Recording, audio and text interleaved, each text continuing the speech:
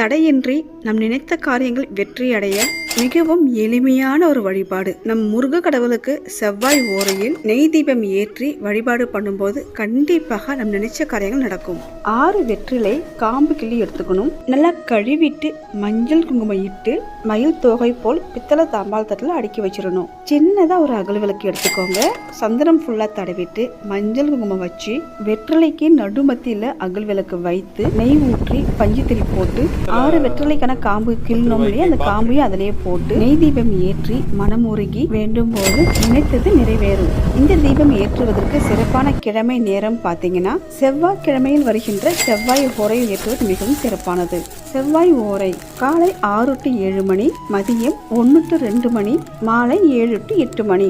முருகருக்கு செவ்வாய் ஓரையில் நைவேத்தியம் செய்து நெய் தீபம் ஏற்றி வழிபாடு பண்ணும்போது வேண்டிய வரம் கிடைக்கும்.